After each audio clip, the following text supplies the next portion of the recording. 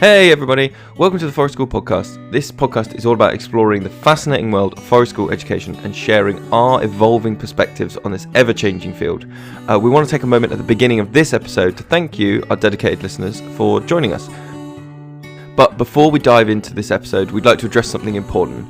If you're just joining us, or if you've been with us since the beginning, you may have noticed that some of our earlier episodes sound a bit different. The Forest School Podcast began as our own personal journey through the world of education, and those early episodes reflect a time when we were still learning the ropes. While we're proud of our growth and progress through the years, it's essential to acknowledge that those early episodes may not meet the technical and content quality standards of our more recent episodes. Education is a field that's constantly evolving, and so are our views and insights. Our early episodes served as a public diary of our learning journey, complete with all the mistakes and learning experiences that came with it. We believe that it's essential to keep these episodes available for posterity as they remind us how far we've come. However, if you're here for the most up-to-date discussions on education and our best quality recordings, we'd encourage you to explore our more recent episodes. Our views have evolved, our production quality's improved, and we're excited to share our current perspectives and knowledge with you. So, whether you're here to trace our journey from the beginning, or you're seeking the latest insights into education, we're thrilled to have you along for the ride. Thank you very much for being part of the Forest School community. Let's embark on this journey together.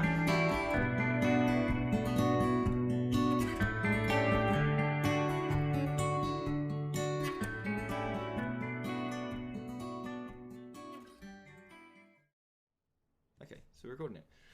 Cool.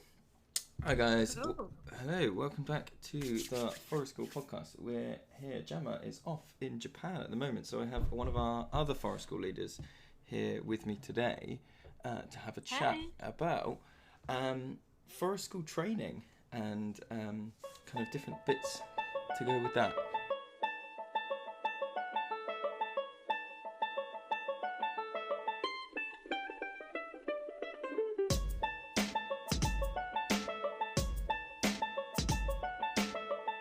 I think first thing we need to explain is that you and I trained at different places.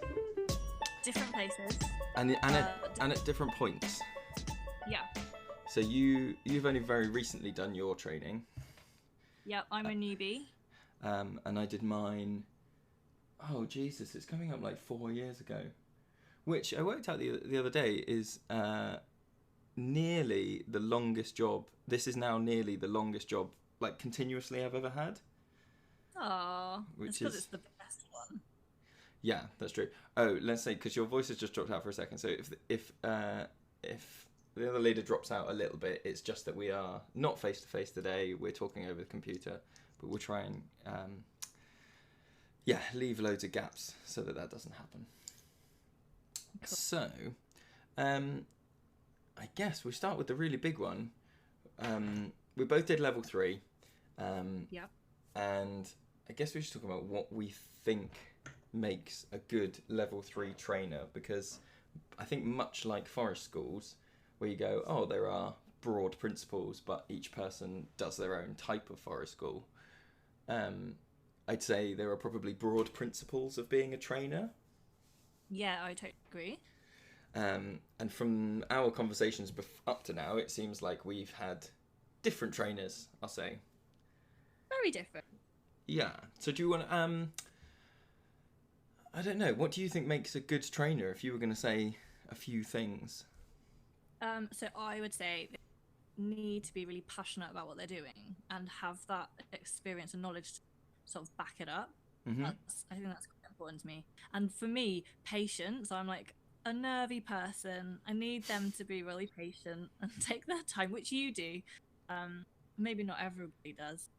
But I think it's broadly the same things that make you a good leader, right? Isn't it? Though you're just teaching adults, teaching children. Yeah, I think that is a very interesting point. Is that a lot of people who deliver forest school qualifications are, I'd imagine, very good forest school practitioners, because they do lots of tailoring and they do lots of personalizations and really working things out. But my experience, and from what I've heard from other people training, is that a lot of people run their level 3s on a very tick the box, kind of almost the anti-forest school way. yeah, like really, really different. Yeah, but Um, I guess it's very different because forest school, the sessions that we run with kids, they don't have any qualifications, so we're not required to meet any standards, or you don't have to have seen the kids do carving. Do you know what I mean? But you do if you're doing a yeah, qualification. yeah, true. I find it quite scary. It's that whole like it really feels like being back at school in a Mm. not so good way. And I think that so some people run their forest school. So both of us did like 1 week. I think they used to be called. Oh, excuse me. They used to be called intensive courses, Yeah, because I think my understanding is that the way that people used to do their training was like 1 or 2 days a week over a few months, yeah, um, and and then people started saying, oh, okay, we can get this all done in a week, so let's do it in a week and call it an yeah. intensive. But then that's become the standard, and see, people seem to have dropped that intensive idea. But I do think Mm. that I mean, like you said before, you are a particularly, I don't think anxious is too strong of a word, you know. No, totally. Um, Yeah, I'm an person but for sure. but knowing that you have 5 days and then you won't see that trainer again is a very different experience to, okay, I've got to take Mm. on, if it's over a few months, you go, I've got to take on today's information, and then if I have some questions, I can probably talk to them next month or next week. I mean, Mm. and you build up so much, and I think gives the trainer more time to personalise the course to you. Yeah, to you definitely. And I think I definitely got information saturation sort of towards the end of the week. I doubt I was picking much up at all. Like it was too much in a short space of time. Whereas if it had been 1 day a week, 1 day a week for a month, or do you know what I mean? Like if it had been a I do. longer process, yeah, I think I wonder if that shift from couple, 1 or 2 days a week over a few months to a 5 day Mhm. course. I wonder if that has changed the demographic of people doing the training. yeah. Um, Well, being able to be free for a week fits well for school staff, doesn't it? You hmm can hmm do that in is being free once a week for a couple of months is it's a different thing, isn't it? Yeah, and it actually makes me think. I'm listening to a book at the moment about broadly about advertising and marketing and stuff, and Mm. it was saying about how um, with it's kind of cognitive dissonance, but it's to do with the more difficult a group is to gain entry to, the more people value that group when they're inside it, even if it's the same group. That Um, makes sense. Yeah. this experiment was done where there was like a book club kind of thing, and Yeah. they had these ladies, and the first group had to read a very um, graphic scene in front of the whole group. Yeah. The second group had to read, and the second group just had to read just a normal piece of text, and the third group had to read just nothing. Um, and they were just trying to see whether the levels of embarrassment would change how they perceived it. And the people that had to work really hard and do the embarrassing graphic reading valued the group higher than people who um, Yeah. had to do nothing. Um, Yeah. Yeah. and on the flip side, they were saying that this is how cults work, because you get people to do something very embarrassing. Or have you ever been to training where you have to stand up at the front at the start and say why you're there? Yeah. And that is, it's apparently psychologically, that does more to you than it does anyone else, because you have to do, you're doing something embarrassing, but also you hear yourself saying, oh well, I'm here because I really love it and I want to do whatever, and because it's come out of your mouth, your brain then goes, well, that must be what I think. That's yeah. The point that I was kind of having a very meandering walk back to was that Yes. I wondered if people who had to commit over 3 months value forest school level 3, Mm. more highly than people who go, oh right, I'll knock it out in a half term, get my course. Do you know what I Mm. mean? Yeah. And you can fit more in, can't you? As well, you could fit. You could do a 5 day intensive course every week, if you were the. So Yeah, It's and like, you could, and it gives you the ability to kind of um, have a little bit of like trial and error with stuff. So like any sort of techniquey thing, like, oh look, can you try and rig up a tarp? If you're doing it in a 5-day course, they've got to show you. You got to put up one tarp, and then they're going to go, right, we need to move on now. Okay, let's look at identifying flora and fauna or whatever. If you had a week, you can kind of say, okay, just go and absorb that, do that deep learning thing. yeah, Um, but then I mean, we started by talking about what makes a good trainer, and I guess yeah, that's not necessarily, could a good trainer make up for an intensive course? yeah, possibly. Like, it's that I really like that quote. Knowledge without love will not stick. So if you've got a trainer with enough passion and um, engaging enough trainer, Mm. maybe. But another thing I was thinking is that we both have only done one training course, so we can't really compare. We don't really know. If maybe it's not as good if you're doing 1 day a week for several months. We don't know. No, that's a second-hand experience. I know some people, and I know um, have you heard of Richard Irving up in North Devon? Yeah, I'd love to have worked with him, but he's too far Yeah, for me. he's a little bit far from us. So Yeah, but he does still, I think, 1 or 2 days a week over a longer time. yeah, And we've had a lady called Larissa actually who was on this podcast before. She was talking about musical instruments, and I think she's recently finished her kind of time with him, and just her whole energy towards forest school and towards the training. It was yeah, almost as if, I think maybe her. I mean, and I guess her energy was much more that she was enjoying the process of training and taking it all on and mm, improving herself, as opposed to the experience I've had talking to lots of people who've done the 1 week one yeah, is almost that it was maybe seen as a bit of an arbitrary barrier. Like they felt as if yeah. they could read enough, and they had first hand experience, maybe volunteering or something. And Mm. this 5 days was a little bit like, oh, okay, head down, do your time. Yeah, jump Um, through that hoop. yeah, which is an interesting difference, isn't it? Does a good trainer, I guess, would make you think about what Mm. can I do. And do you want that as well? Do you want to be a self-reflective practitioner at the end of it, Mm. having that joy of learning and developing help you to do that? But um, if you don't have that, something I think is Hi guys, just interrupting the conversation very briefly. So if you're enjoying the podcast, enjoying the conversation that we're having and the theories and ideas that we put forward, you can come join us face to face. We hold every month, we have an education retreat. So we have an optional night of camping followed by a full day of kind of learning, and it's split up into different focus things. So we're having a day on outdoor cooking, we're having a day on alternative behaviour management, and coming up the next one is November 1st, and we're having a full day working on early years play working, which is kind of making sure that play is as good as possible and how you can facilitate that. So it's going to be a really great event. And if you go to our website, it's childrenoftheforest.com, or go to our Facebook page, when you buy your tickets, you can use the discount code podcast, and that will get you 10% off the ticket price, which is a pretty hefty sum. So I'll leave it there and we'll get back to the chat. It's very tricky.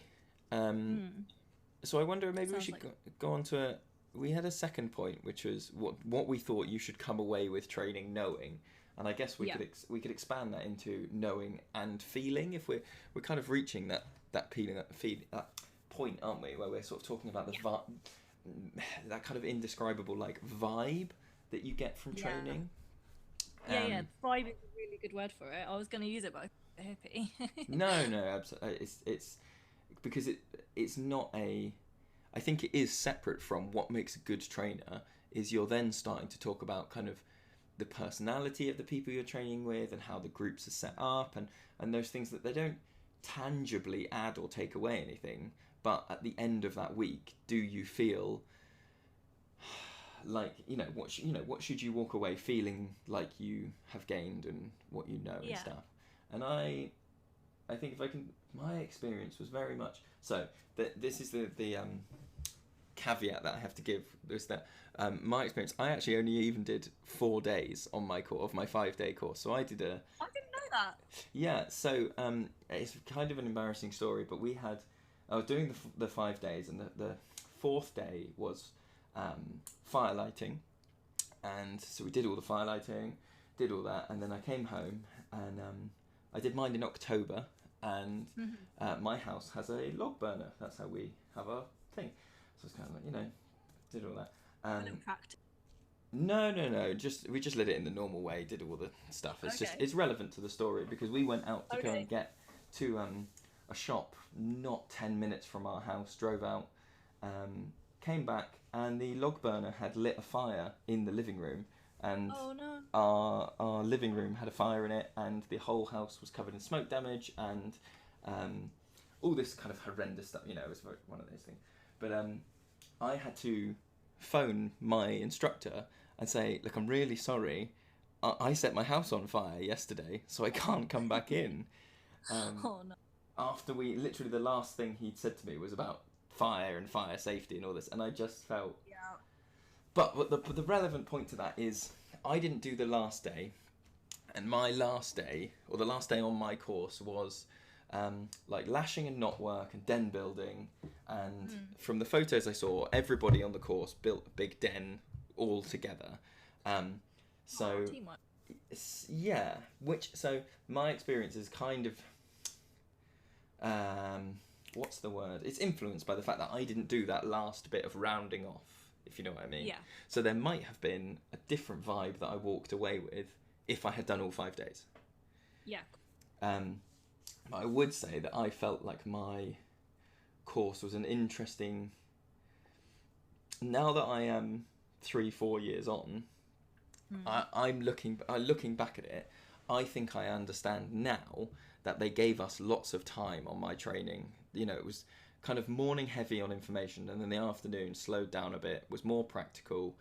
And we did lots of the tools will be here all week, try and make a spoon by the end of it. So there's, I'd say at least 2 to 2.5 hours a day where you were just kind of left on your own. And reflectively, I think they were trying to get us into that kind of flow state and trying to get us to just be and almost into that meditative state. But because they never vocalized that, I spent the whole time almost feeling a little bit cheated, as if I had paid for contact time that I wasn't getting. Yeah. And all it would have taken would have been a comment at the start to say, there is a lot of downtime. The purpose of the downtime is to do this. So if you ever feel like that, this is what is happening. Yeah. But at the time I felt like, it was a lot of even though it was 5 days and it was quite full, I felt kind of like, oh right, that wasn't as information dense as I wanted it to be. I wanted there to be more, and I think I came away wishing that we had done more of I guess the child development and the practice of how you are with the kids. Yeah. Which is, I think, something that people avoid touching on because it is a personal thing. Yeah, it really... Go on. I was going to say, I think I went into mine having heard your experience and expecting it to be like that. And it was almost the opposite. It was very, very theoretical and information-based in the morning, so lots of... I did find it interesting. But that would bleed into the afternoon, and then generally we'd only get an hour or maybe 2 hours in the woods. So a lot less practical, and no downtime for flow or self. Yeah. So, and I guess it's an interesting thing. Do you need to have a practical experience of flow and of that introspective time, or is it enough to say this is what you should be aiming to get the kids to do? I think you need to feel it, because being told it doesn't always make you understand it anyway, does it? We all learn differently. Yeah, absolutely. So do you think there is a sense that you, I guess should is a big word, but maybe there should forest school be a transformative training for more than just practical skills? Like, should it have an impact on your outlook, or is it actually just a bunch of skills that you tick off and off you go?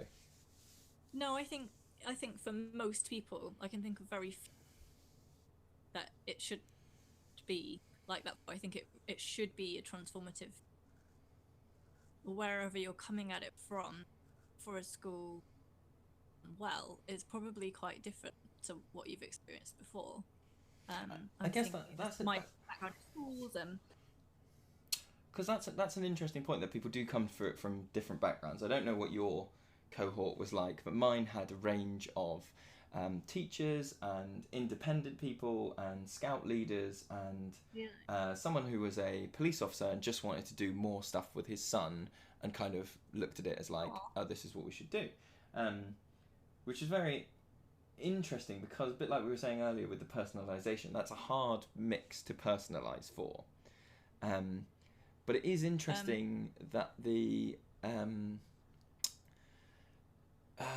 prerequisites to do level 3, for at least where I went, were very much kind of, do you have outdoor experience? But no, it seemed to me from talking to my cohort that there wasn't any need to have worked with children.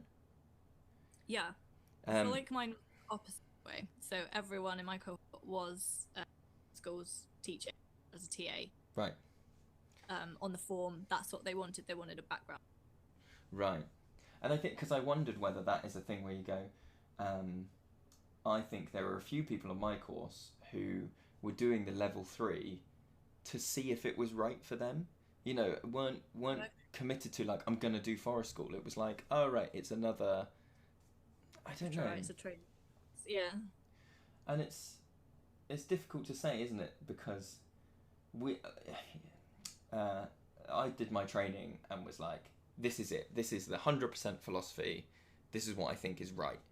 But I don't have an experience of what it's like to be somebody who does the training and goes, I can see the benefit of that, but I disagree with this, this, and this. Do you know? Well, I suppose it must be some people's, yeah, and especially if you're taking it back into a school and still have to work within a framework. Yeah, and I guess. But I wonder whether that is why they don't touch too much in training on interaction and things like that, because they know people are going to take it back and run it through the mangler, as it were, to get it into schools, so that if you give people this beautiful unobtainable idea of like what it is to do pure forest school, which I guess is kind of closest to what we do, because we're an independent company, we don't work for anybody, you know. Some of our leaders work in schools, so that has been adjusted, I guess. But in terms of like sessions that we do in the woods, that is as forest schooly as forest school gets. Yes. But to give people that experience on the training and say this is what you must do, I wonder whether people would come back and feel disheartened if they went, all of that was just unobtainable. Yeah, and we've got this 2-hour slot, one up. Yeah. Available to deliver it. Yeah, it's very tricky. I think. Go on. I was just gonna say, I think after the training, one of the things that you want to feel is that confidence to take it and make it yours, not against the principles, but to have that confidence to be an independent leader. Mm-hmm. This is something that I think I've developed in myself in the last, oh my gosh, year, maybe nearly. Do you think your training helped with that, or do you think it's something you were doing anyway? I think it helped because it showed me things I don't want to do, and that sort of lit a fire and just made me feel a bit more like, no, I know what I'm doing. I've got this a bit more than I realised. Yeah, it is interesting, isn't it? Sometimes it's only when your ideas are challenged that you realise how much your brain has to give on what you do believe, you know. How strongly held they are. Yeah, and how much, and maybe not even how strong they are, but how much background you maybe didn't know you had. Yeah, that's a good. Yeah. So I guess actually that comes on quite nicely to the third point, where so the phrase that I've picked up, and it comes up quite a lot in the Forest School Facebook group, the support group, but also in actually, do you know what's really interesting? Now that I read it, of looking at it written down, it's exactly the same as. Did you see the news story a while ago that the Kelly kettle that exploded? Explosion, yeah. Yeah, so it wasn't Forest School, but it was someone who'd done outdoor training, and they left the Yeah. bung in a Kelly kettle, and it exploded, and shrapnel and boiling water went all over the kids, and a couple of the kids had really nasty burns. Oh, so bad. Yeah, it was a very difficult story for I think all the sort of outdoor ed community had sort of responded. But the phrase that came up was, "My trainers showed me to do it this way." Yeah. And I guess it's an interesting discussion, isn't it? If you don't understand the reason for a technique or a theory, should you look at that and go, okay, I should do what someone more experienced tells me, or should you look at that and go, okay, well, I need to challenge that because it might not be the best? No, yeah, absolutely. You've got to be a critical thinker. If you're going to dynamically risk assess on your own for your own session, you don't want to be a parrot. You can't just depend on a set of rules, can you? You've got to be able to challenge things yourself, or like find out why, what are the reasons. And and I guess that is a thing that comes in. So my trainers were particularly good at this, I think, where they would set up an activity like chopping firewood with a bill hook, and although it took longer, they just got us to kind of talk through, like, okay, what do you think we need to be aware of? And we gave all the answers, and we, and anything that they weren't sure on, they kind of went like, well, okay, that's not how we do it, but this is kind of, they weren't gospel about anything, if you know what I mean. They were kind of very much along the lines of, okay, as long as it's safe, this is one way of doing it, this is the way we do it quite often, but what you're suggesting is fine. But I don't think that's how a lot of training is done, and I do know. There's a lot of trainers who will say, "This is how you do this," and because it's like any teaching, isn't it? It is quicker to say to a child, "This is how you do it. Don't do it any other way," than it is to sit down and talk through and explain why it's safe and how it's safe, and that way we're empowering the kids to make their own risk assessments in the same way that I guess in a level 3 training I would expect people to be saying to I would expect the trainer to say to their pupils, okay, as it needs to meet this criteria, but how you get there isn't important to me. You've got to encourage that creative confidence. And that adaptability that I think, like you were saying about confidence, you are going to feel very differently confident if you know how to.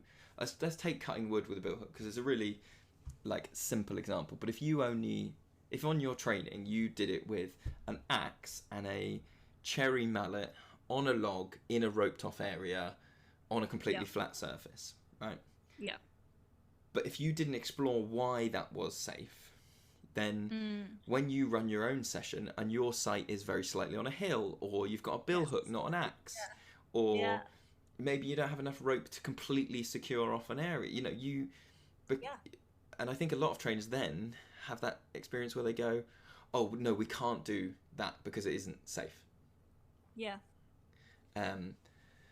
And that's more worrying, I think, that you're not empowering your students if you just say, look, do it my way or don't do it. And similarly, I think over the last few years have slowly come to that conclusion with knife work and children, where I think because knives are scary, right? There's a gut reaction to that is sharp. You see them as a weapon on telly. Yeah. They're not. And so I think it's very comforting to have a system that is like, your knees always point this way, you always sit here, you always carve that way, you do, Yeah. which is very different to saying, okay, make sure the blade's not coming towards you or anybody else, so that you're not going to hurt them, and that way you can carve, if you want to carve the knife down into a log, that's just as safe as carving it down into some open space into the ground. Do you know what? Yeah. Do you know what I mean? Yeah. And being able to say to the kids, okay, well, as long as you are doing it safely, let's find a comfortable way for you, and let's talk about why it is or isn't safe. Yeah. And that's teaching them to manage their own risk. That's so important. Yeah. Did you feel? I mean, I think I know the answer to this, but on your training, you've already said that you kind of disagreed with some of the things that your trainer was suggesting. Suggesting the right word? Maybe I want to go with preaching. From what you've said, I'm going to go with preaching. Yeah, okay. I think that's fair.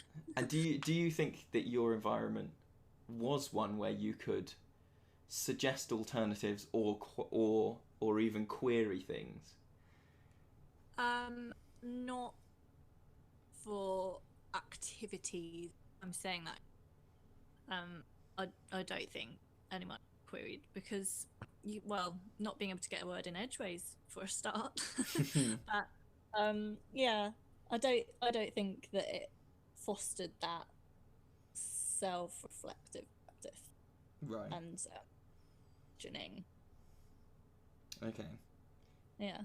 And do you think that anyone on your course will have gone? Do you think do you think there's anything?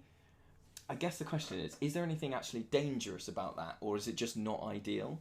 Because my experience is some things like that can be dangerous. Yeah. The one that's come up recently is, it comes up pretty frequently, is people asking about gloves with tools. Oh, it's always gloves, isn't it? Always gloves on the whole hand. That's the only question. Yeah. Oh, well, there's a massive spectrum from like gloves on both hands, gloves on two hands, no gloves, and then the range of like. Gloves. There's a range of like, oh, and we only do it in the sawbuck, or we do it here, or we do it, there's things like that. But there's lots of people that seem to have picked their position on gloves based. And they won't budge.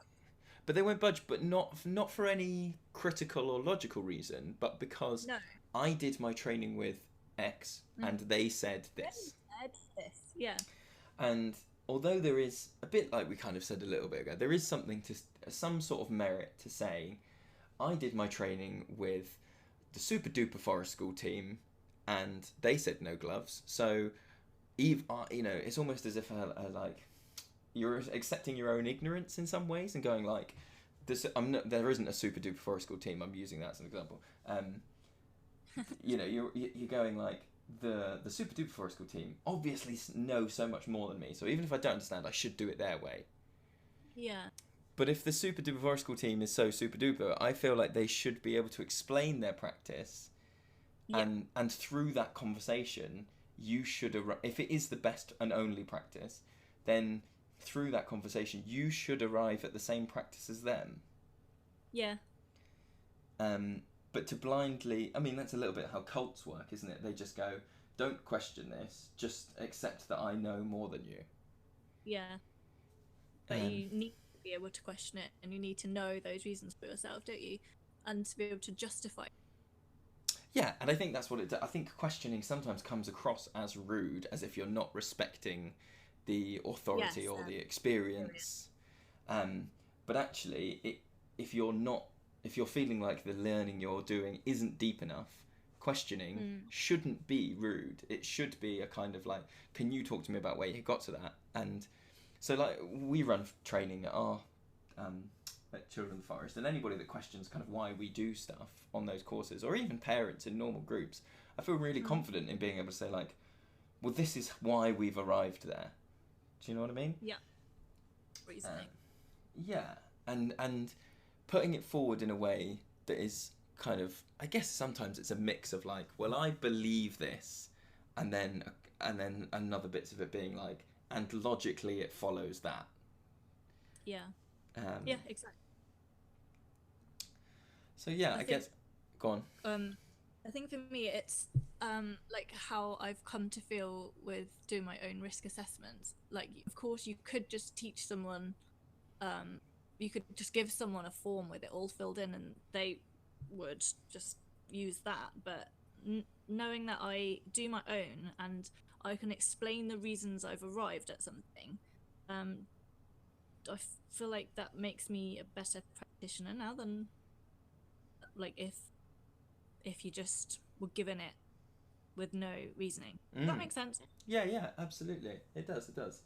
You have to Just say, you know. being able to justify it, being able to know why you've done something, Oh, then I think that's fine then, isn't it? Because people might have done something differently. As long as you know why and can explain why. yeah. If I can draw a teaching parallel, it's the difference between, um, I could have taught when I was teaching in state education. I could have taught an entire class how to write um, a absolutely perfect like paragraph of literacy, right? I could have, but literally, you do it through dictation and rote, wouldn't you? You'd have it on the board and they'd write it every day.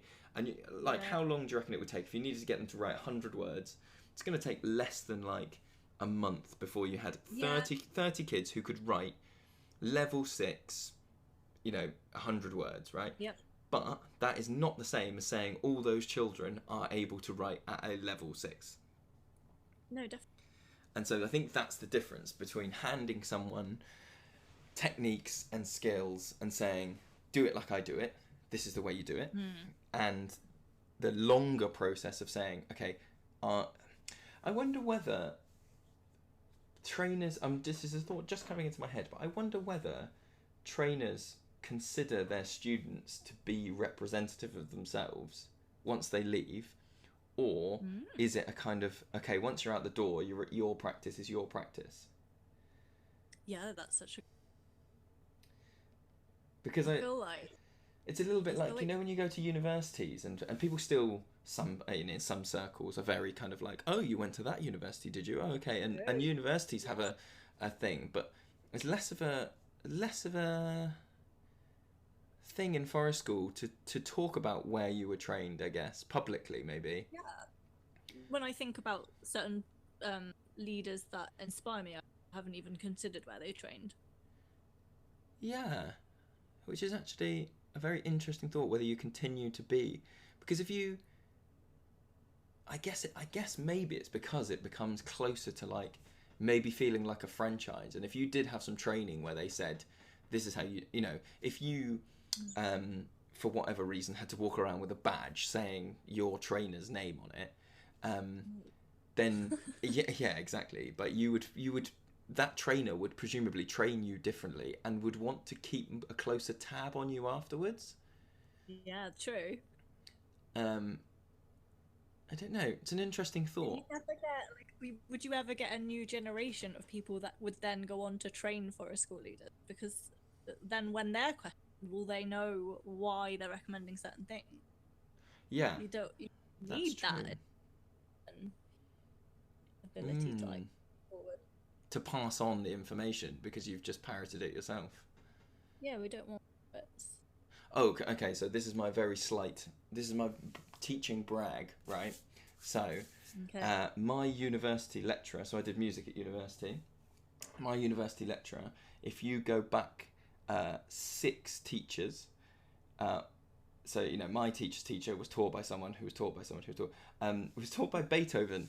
I'm 6 teachers away from Beethoven, which is that's really cool. 6 degrees of separation. Well, yeah, it's a very interesting, but you don't get that. That's the sort of equivalent I was thinking in forest school. If people kind of went, oh, I was taught by Mark Smith. I'm making up names. Mark Smith, who was actually one of John Birdhouse's students, who you don't get these big prolific names that kind of. No, I think you get people who say that they created over here, but I don't know if everyone else would. Oh, I was thinking more in terms of like, so I think big names that I can think of off the top of my head. I would have John Cree is a name that I know. Yeah, I know John. So he comes up quite a lot. Yeah. Lily comes up quite a lot. Lily Horseman. But Lily, for obvious reasons, has some. I was going to say a really rude phrase then, but that isn't what I meant. I was going to say she has some weight behind her, but that isn't what I mean. What I mean is Lily's reputation has weight behind it. Oh yeah, that's a better way of saying it. I'll just get kicked out. This is it. I've got to stop now because I'm going to be kicked out of the Forest School Association. Yeah, but I think there's I think there's a much longer conversation to be had here. I'm going to cut it because we're going on quite a long time. We're almost at double what we would normally talk about. You might have something to do. Yeah, no, I'm just not going to edit it. I'll just leave it all down. But thank you for your time. Cool. I will. That's a pleasure. I will. Well, I'm going to see you in the morning because we work together. See you in the morning for work. Yeah. Yeah. Cool. All right. Cheers. Nice to chat. Bye. Bye.